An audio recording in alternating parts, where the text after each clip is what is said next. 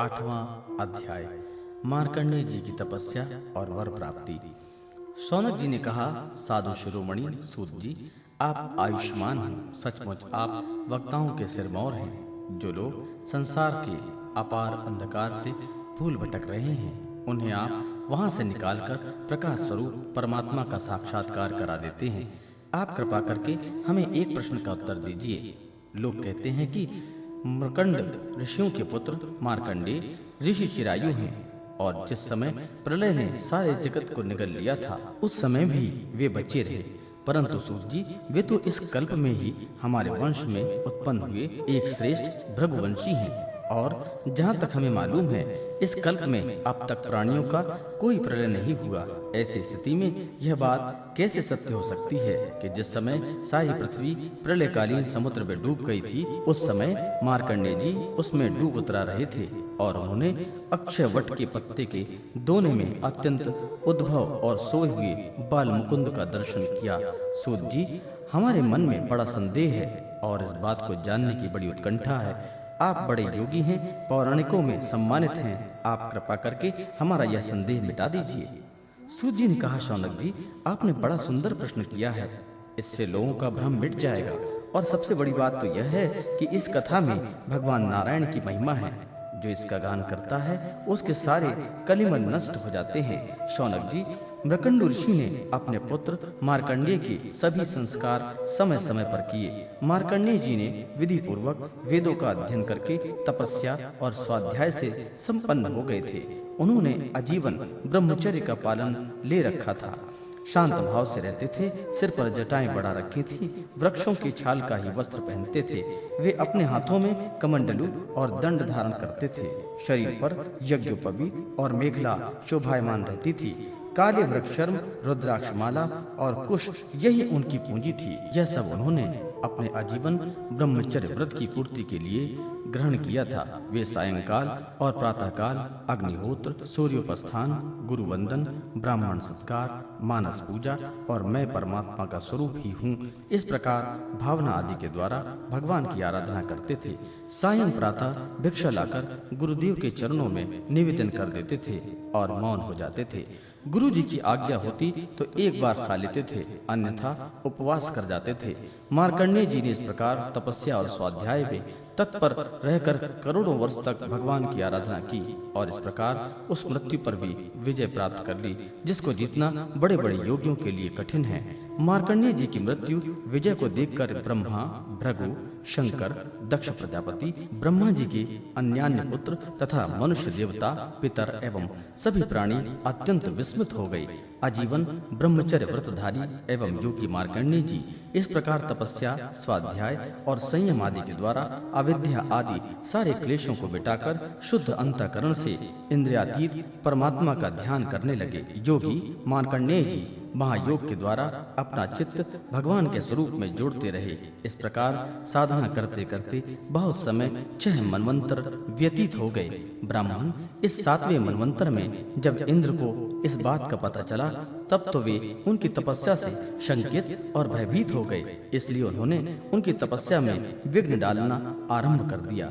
शौनक जी, इंद्र ने मार्कंडेय जी की तपस्या में विघ्न डालने के लिए उनके आश्रम पर गंधर्व, अप्सराएं, काम, वसंत, मलयानिल, लोभ और मद को भेजा। भगवान वे सब उनकी आज्ञा के अनुसार उनके आश्रम पर गए। मार्कंडेय जी का आश्रम हिमालय के उत्तर की ओर, वहाँ पुष्पभद्रा नाम की नदी बहती है, और उसके पास ही चित्र नाम की एक विशाल शिला है। शौनक जी, मार्कंडेय जी का आश्रम बड़ा ही पवित्र है। चारों ओर से हरे भरे पवित्र वृक्षों की पंक्तियां हैं, उन पर लताएं लहलहाती रहती हैं। वृक्षों के झुरमुटों में स्थान स्थान पर पुण्यात्मा ऋषिगण निवास करते हैं, और बड़े ही पवित्र एवं निर्मल जल से भरे जलाशय सब ऋतुओं में एक से ही रहते हैं। कहीं मतवाले भौरे अपने संगीतमय गुंजार से लोगों का मन आकर्षित करते रहते हैं, तो कहीं मतवाले कोकिल पंचम स्वर में कुहू कुहू कूकते रहते हैं। कहीं मतवाले मोर अपने पंख फैलाकर कलापूर्ण नृत्य करते रहते हैं, तो कहीं अन्य मतवाले पक्षियों का झुंड खेलता रहता है। मार्कंडेय मुनि के ऐसे पवित्र आश्रम में इंद्र के भेजे हुए वायु ने प्रवेश किया। वहां उसने पहले शीतल झरने की नन्ही नन्ही फुहारियां संग्रह की। इसके बाद सुगंधित पुष्पों का आलिंगन किया और फिर काम भाव को उत्तेजित करते हुए धीरे धीरे बहने लगा। कामदेव के प्यारे सखा बसंत ने भी अपनी माया फैलाई। संध्या का समय था। चंद्रमा उदित हो रहा था। अपनी मनोहर किरणों का विस्तार कर रहे थे। सहस्त्र सहस्त्र डालियों वाले वृक्ष लताओं का आलिंगन पाकर धरती तक झुके हुए नई नई कोपलें, फलों और फूलों के गुच्छे अलग ही शोभायमान हो रहे थे। बसंत का साम्राज्य देखकर कामदेव ने भी वहां प्रवेश किया। उसके साथ गाने बजाने वाले गंधर्व के झुंड चल रहे थे। उनके चारों ओर बहुत सी स्वर्गीय अप्सराएं चल रही थीं और अकेला काम ही सबका नायक था। उसके हाथ में पुष्पों का धनुष और उस पर सम्मोहन आदि बाण चढ़े हुए थे। उस समय मार्कंडेय मुनि अग्निहोत्र करके भगवान की उपासना कर रहे थे। उनके नेत्र बंद थे। वे इतने तेजस्वी थे मानो स्वयं अग्निदेव ही मूर्तिमान होकर वहां बैठे हों। उनको देखने से ही मालूम हो जाता था कि इनको पराजित कर सकना बहुत ही कठिन है। इंद्र के आज्ञाकारी सेवकों ने मार्कंडेय मुनि को इसी अवस्था में देखा। अब अप्सराएं उनके सामने नाचने लगी। कुछ गंधर्व मधुर स्वर गान करने लगे। कुछ मृदंग, वीणा आदि ढोल बजाकर बड़े मनोहर स्वर में बजाने लगे। शौनक जी, अब कामदेव ने अपने पुष्प निर्मित धनुष पर पंचमुख बाण चढ़ाया। उसके बाण के 5 मुख हैं: शोषण, दीपन, सम्मोहन, तापन और उन्मादन। जिस समय वह निशाना लगाने की ताक में था, उस समय इंद्र के सेवक बसंत और लोभ मार्कंडेय मुनि का मन विचलित करने के लिए प्रयत्नशील थे। उनके सामने ही पुंजिक स्थली नाम की सुंदरी अप्सरा गेंद खेल रही थी। स्तनों के भार से बार बार उसकी कमर लचक जाया करती थी। साथ ही उसकी चोटी में गुथे हुए सुंदर सुंदर पुष्प और मालाएं बिखर कर धरती पर गिरती जा रही थीं। कभी कभी वह तिरछी चितवन से इधर उधर देख लिया करती थी। उसके नेत्र कभी गेंद के साथ आकाश की ओर जाते, कभी धरती की ओर और कभी हथेलियों की ओर। वह बड़े हाव भाव के साथ गेंद की ओर दौड़ती थी। उसी समय उसकी गर्दन टूट गई और वायु ने उसकी झीनी सी साड़ी को शरीर से अलग कर दिया। कामदेव ने अपने उपयुक्त अवसर देख करके और यह समझकर कि अब मार्कंडेय मुनि को मैंने जीत लिया, उसके ऊपर अपने बाण छोड़ दिए, परंतु उसकी एक न चली। मार्कंडेय मुनि पर उसका सारा उद्योग निष्फल हो गया। ठीक वैसे ही जैसे असमर्थ और अभागे पुरुषों के प्रयत्न विफल हो जाते हैं। शौनक जी, मार्कंडेय मुनि अपरिमित तेजस्वी थे।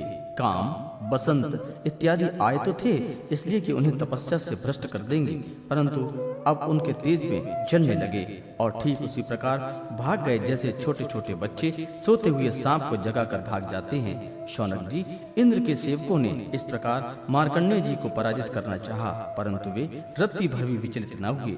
इतना ही नहीं, उनके मन में इस बात को लेकर तनिक भी अहंकार का भाव न हुआ।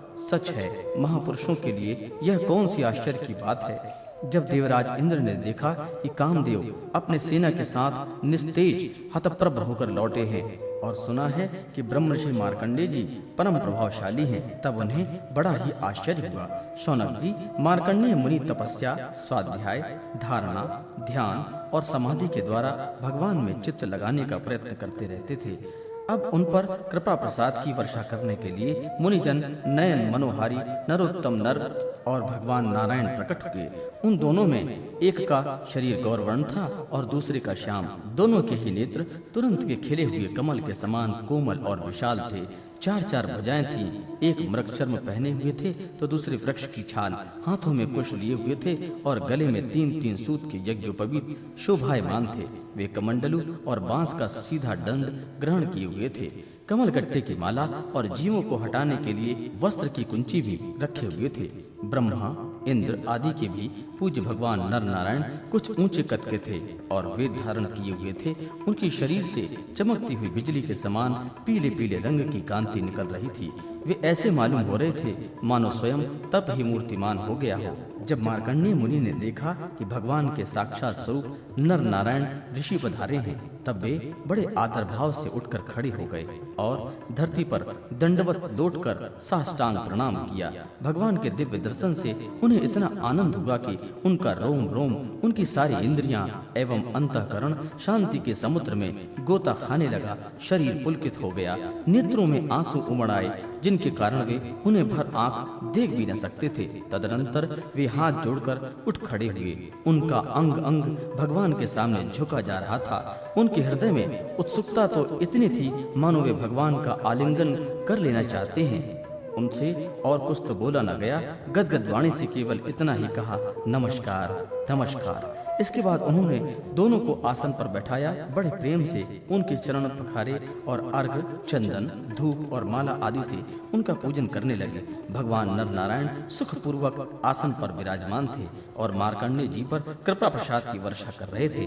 पूजा के अनंतर मार्कंडेय मुनि ने उन सर्वश्रेष्ठ मुनि वेशधारी नर नारायण के चरणों में प्रणाम किया और यह स्तुति की। मार्कंडेय मुनि ने कहा, भगवान, मैं अल्पज्ञ जीव भला आपकी अनंत महिमा कैसे वर्णन करूं?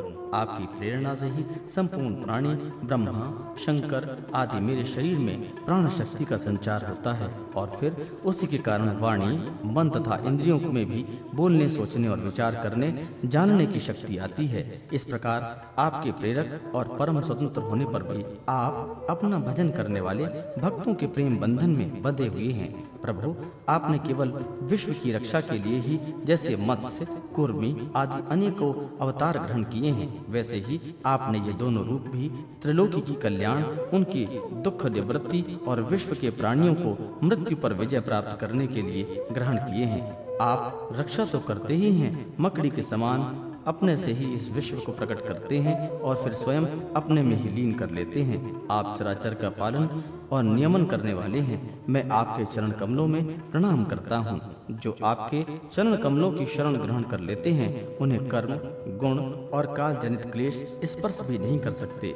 वेद के मर्मज्ञ ऋषि मुनि आपकी प्राप्ति के लिए निरंतर आपका स्तवन, वंदन, पूजन और ध्यान किया करते हैं। प्रभु, जीव के चारों ओर भय ही भय का बोलबाला है।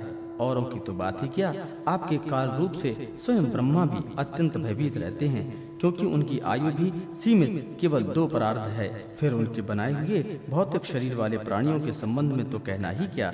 ऐसी अवस्था में आपके चरण कमलों की शरण ग्रहण करने के अतिरिक्त और कोई भी परम कल्याण तथा सुख शांति का उपाय हमारी समझ में नहीं आता, क्योंकि आप स्वयं ही मोक्ष स्वरूप हैं।